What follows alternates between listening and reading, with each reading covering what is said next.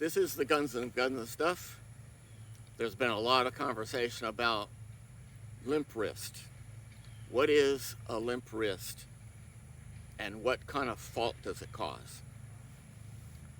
Well, for this pistol to properly operate, the slide has to move relative to the frame.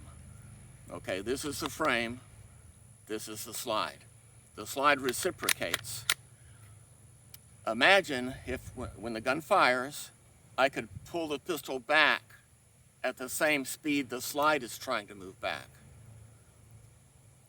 The slide moves relative to the frame, so if I move it back at that speed, it wouldn't reciprocate. The spent round would just stay right in the chamber. There has to be a difference between the two. Now that's where limp wristing comes in.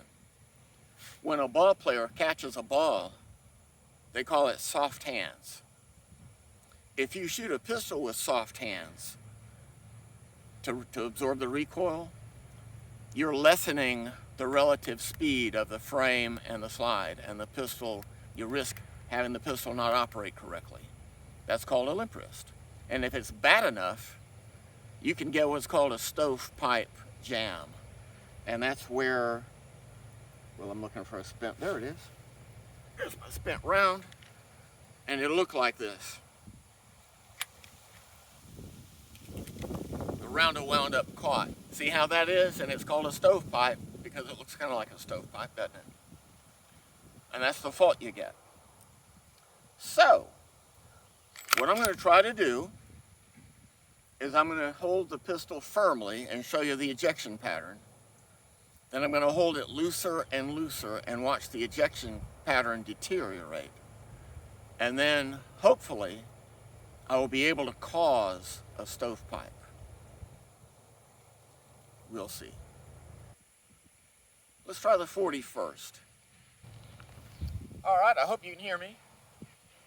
Now I'm going to hold the pistol with one hand and see where the spent casing goes. Okay, I hope you saw that. Now I'm going to hold it a little looser and see what it does with the ejection pattern. Okay, I don't think it landed quite as far. Let me try a little bit looser still. Okay, it just landed right there. Now, by the way, don't do this at your indoor range. They will throw you out. I'm putting the pistol off to the side so that it moves more. It's still cycled. Still cycled. I can't make it malfunction. And that time, interestingly, even though it was the last round, it landed way over there. It really flew out of here. You know what? Let me try 10 millimeter and see if I can make that malfunction. I'm going to hold it loose. Okay. The next round, the slide held open, and there's the round ready to go. So I don't know if that's related to limp wristing or not. Maybe somebody in the comments can let me know if you know more about things than I do. Let me see if I can get that to repeat.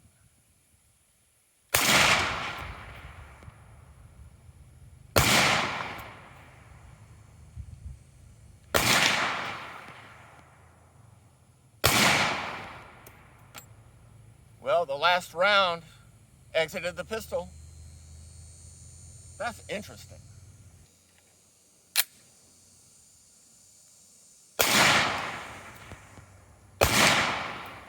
And I'm shooting this as softly as I know how. And by that I mean holding it as loosely as I know how.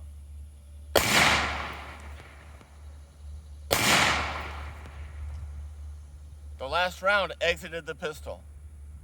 That is odd.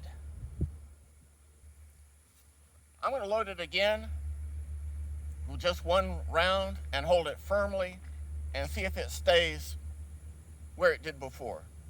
Maybe it's just a matter of breaking the pistol in a little bit. I'll tell you this, I'd rather break it in at the cost of 10 millimeter than at the cost of 7.5. One round. Let's see what we got. Look at that. Look at this. I held it firmly, and look where it is. If you can explain this, please do. Thanks for watching.